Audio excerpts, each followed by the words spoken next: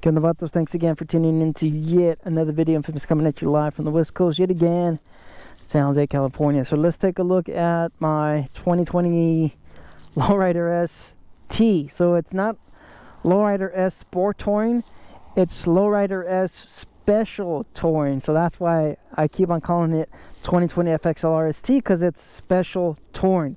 And why is it Special Touring? Because it's got the fairing and it's got the saddlebag. So I have the saddlebag right over there, and I just wanted to show you guys what she looks like without the saddlebags, in case you're wondering. And let me tell you, the bike looks amazing. All right, I don't know, you guys let me know in the comments, what do you guys think, how she looks like. You know, just a quick little rundown, walk around of the bike, of what we have, what's in it so far. You know, as far as performance, it's just a stage 1, right? I haven't gone crazy at all with it. I'm considering doing a stage 2, but man, it is tough getting the parts shipped to California. All right, I don't want Screaming Eagle parts. I mean, that stuff I could easily get. I want the aftermarket parts, and I do know a few suppliers. It's just that trying to get the tune for the parts, I'll have to go, you know, via somewhere else.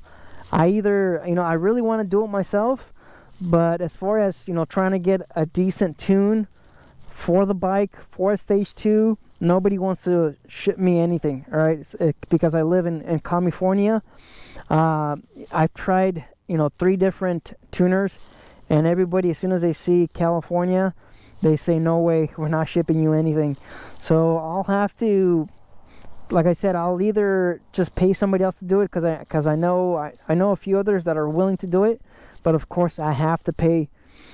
I got to pay money for it. So a stage 2 in California is going to cost you a little bit more, because of course, obviously, the shops are risking prosecution, okay, because of carb. All right, so anyways, as far as performance, we just have a stage 1. I've had the exhaust now for 3 years. This is a Cobra exhaust. I have the Trask air breather. I love the way it looks. You guys can see I have a little decal in there. I'm a fan of the way it looks. As far as, you know, it bumping into my leg, it bumps into my shin. All right, so that's what I have, a stage 1, and I also have a Screaming Eagle tune. So I have a street tuner, which has, you know, it does the job. I don't need anything more than just that, of course, because I do have the stage 1. I really like the Power Vision, the DynoJet Power Vision. I really like that tuner. I have it on my Sportster, on my 2016 Roadster. I have that tuner. I'm a big fan of it. So if I do, you know, if I do go towards the stage 2, I am, of course, I'm going with the Power Vision, because I don't need a warranty anymore. Of course, I'm out of warranty. And, you know, you have 2 years unlimited miles. I am now over that 2-year mark, so I no longer have warranty. So I no longer need a OEM tuner, unless, like I said, if you have ESP, you have stuff like that, then obviously you are going to go with the OEM tuner. So that's so far for performance. Let's look at what's near it right there. We have the TCMT crash bar. We have the rear passenger crash bar, and then we have the front, which is pretty good. You know, the reason why I had to swap out that front one is because the Mustache engine guard does not work with the lowers with this. So I have lowers. You can see I have the holes here. That's for the lowers. So if you're, you know, if you're thinking about, if you have the Mustache engine guard, which is a popular engine guard, it looks good. If you have that and you're considering the FXRT with the lowers, you're gonna have to swap out your crash bar. So that's why, that's the reason why I have the TCMT now. So it looks good with the bike. You guys can, you know, just look at it from back here. I really like the way it looks. It just fits the bike nicely, and like I said, there's plenty of clearance for the lowers. I don't have the lowers right now because I'm testing the what is this called, the dyno mat, or the here, I'll show you what this is. See, so that's, I have the on all the brackets of the bike, and I'm testing out because I was getting a lot of rattle between 2000 to Yeah, about 2000 to 2000 RPMs. I was getting a lot of rattle from the fairing, and that seems to have fixed itself. Now I have to see if it still rattles with the lowers. So of course, you look at the back of the bike. You guys could check this out real quick. I have the Leather Pros. These bags are amazing. These bags are amazing, guys. For the value for these at, you know, $700, the capacity, the quick detach, you can just see it. It takes not even a minute. It takes you maybe half a minute to take them off. You guys can see how good the bike looks. You know, not having, of course, the bracket and all this other stuff that kind of connects to your lower frame and other stuff like that. Man, I'm telling you, it's high quality. It's made in the United States. It's got a heat shield. There's other FXDXT saddlebags that don't have the, you know, the marksmanship as the Leather Pro. So if you're looking for high capacity storage and you're looking for a quick detach, made in America, because I guarantee you the ones that Harley makes, they're made in China. You can't beat these. So I know Harley just released a new set of saddlebags, which look good. They're, you know, they have a hard shell on them, which is nice, but you also need signal light relocation kit for that, which is, you know, it just adds on to the cost, and then it adds on to your, you know, to your labor. So not only do you have to relocate the signal lights, you also have to solder the lines. You have to, you know, do all that, you know, do all of that other stuff. So just a heads up, if you're looking at those FXDXT saddlebags from Harley-Davidson, you are going to have to spend an extra $200 for the relocation kit, and then of course you have to rewire your lights. So we have that. All right, so we also have a lay down license plate. I already mentioned that. We also have the Saddlemen, you know, SDSC Pro Series seat, which is very comfortable. It's got a nice curve to it, of course, for your butt. I've had the step up for what is it, 2 years or something like that. I've had it for a while. It's a good seat. I got the tuck and roll. It was a very firm seat. This one's a little bit more softer. I haven't fully broken the seat in, so, you know, comparing that to the step up, this is a softer seat. But do keep in mind that this seat does move you up, you know, towards the front of the bike. So if you're, you know, a taller rider, because let me tell you, man, it really bugged me on the Sportster. I had the stock seat and I was moved up onto the handlebars, and of course you could adjust the handlebars, of course, but I mean, there's only so much you could adjust. So my elbows, they were just bent upward because I was just too close to the handlebars. As soon as I swapped the seat for a Lepera, I still have a Saddlemen step up for that bike, but I haven't gotten around to installing it. But as soon as I swapped out the seat to something that moves me a little bit further away from the tank, man, I felt 100 times better being able to fully extend my arms. So if you're, like I said, if you're someone that's a little bit taller and you have long arms, you know, you might not like the seat because it just moves you up. So keep that in mind. Like I said, you could always readjust your handlebars, but if you have T-bars, you don't have, you know, a riser and a bar set up like this. If you have T-bars, you might not be able to adjust that at all, or there won't be any adjustment unless you probably switch into something that moves your handlebars, kind of like a, you know, like a Raptor plate or something like that. But anyways, that's the seat. Highly recommended. This does have the backrest. I really like it. Like I mentioned, you do move up on front of the tank or towards the front of the bike, and then on top with the backrest, of course, you know, you're moved up by, you know, maybe about an inch more. So the backrest will move you up on top of the bike even more. Just to keep, you know, just keep that in mind. So let's move on up, of course, to the front of the bike. We have the Dominator FXRT fairing. I also have the lowers. I haven't, you know, I'm just, like I said, I will be installing that. So wind protection, style, everything, man, I really like the way it looks. I like how the bike looks.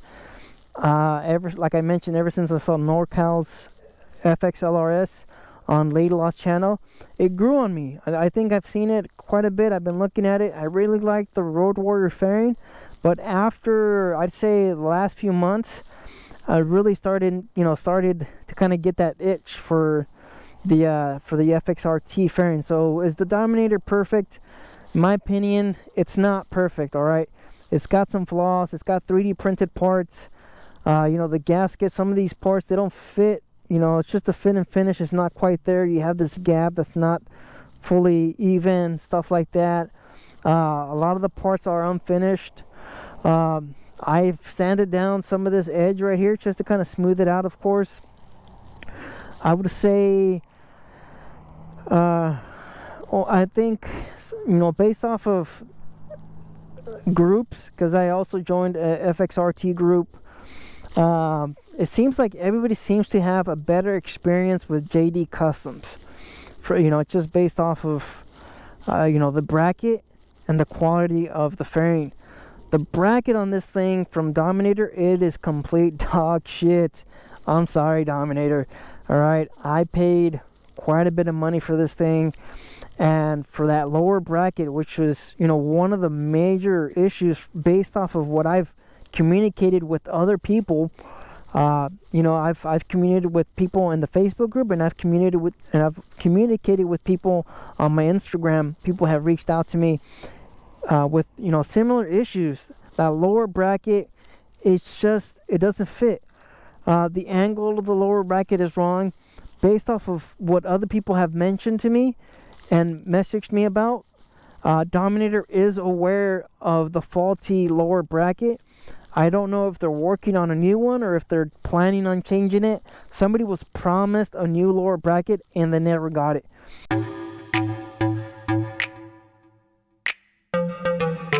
So we have that. Let's go ahead and turn on the bike. You guys can see the lighting system that I have for this. So we also have another Dominator piece, which is the S1 grill vents. You guys can see that right there. So that's also a Dominator piece. It is 3D printed, so as far as being able to see it, that it's 3D printed from, of course, this angle, you can't really notice it. All right, yes, you can see it when you first install it, but as far as seeing it from here and from up close, you can't see that it's 3D printed. As far as the lines from the 3D printer, you can't really see it, so it doesn't really bug me much. As far as installing them, there isn't any instructions on any of this. You have to just kind of figure it out. So I just drilled on the fairing and I installed it onto the fairing, and it's only loose on the right side, but as far as the left side of the bike, it's solid. You see I have a bolt down there and I have two bolts here, and then of course this is the Baja Designs S1 on the light. So that's pretty much it. I've already mentioned the crowds. I haven't done stuff as far as the handlebars, the grips. I'll just do a rapid fire of what's on it in case you haven't seen my previous videos. I have the Memphis shades handguards. I have custom dynamics lights. These are Baja Designs. This is an LP6. This is a S1. This is super bright at night. This is way better than your Daymaker, in case you're wondering. This is extremely bright at night. I could see, I could ride with my tinted visor closed at night. That's something that I haven't been able to do with the Daymakers. I have to have a little bit of a crack and then kind of like just look through this little part of the helmet and the visor, so I can see where I'm going and see what I'm doing. So we have a gorilla cables, gauge relocation kit. We have the Biltwell Alumicore grips. We have an Elite Moto quick, what is this called? Easy pull. And then I also have the brake to kind of go with it. We have the Kraus. This is the stock FXLRS handlebar moto bar, mid bend bar, which is 2.5 inches. I'm a huge fan of the way these stock bars feel. Like I said, Kraus 10-inch with the pullback. And we have the one of the things that that get overlooked a lot is the foot pegs. So these are the what is this called? The Flo-Motorsport motocross foot pegs, whatever you want to call it. This is something that I believe a lot of people overlooked as far as, you know, comfort mods. You have more surface area for your foot. If you ride with boots, good, but if you ride with tennies or trainers, whatever, then having that larger surface area for your foot support, it makes a difference. It makes a difference, guys. So you could go with these or go with the mini floorboards. It will make a difference in your ride. Like I said, it's something that people don't you know, think about. And we also have something new on the bike that I forgot to mention, is the Checkmate Trask. You guys can see it from right here. That's the Trask Check M8, or the Checkmate Trask vent cover, trans vent cover, which does make a difference. And you know, your back pressure, and you know, all of this, you know, some of the issues with these push rod air cooled V twins, as far as, you know, just pressure, back pressure, bypass, stuff like that. So we also have, of course, something new is the is this oil? So we also have the Trask external air breather on this thing as well. So I probably have to clean that filter at the bottom. This is where it vents to. It does look like it needs some cleaning, so I'll probably get a degreaser and clean that up a little bit, just to, you know, prevent that from clogging and causing some damage onto the engine. But like I mentioned, I also have that vented trans cover, so it probably bypasses over there. Yes, that's pretty much it. There isn't much anything else that I've done to the bike. That was just a little quick, you know, rapid fire of the stuff that I've already had on the bike last year. So hey, that's it. You guys stay out there, stay safe. Don't believe everything you read. Life's for us. Get out there and ride. Later.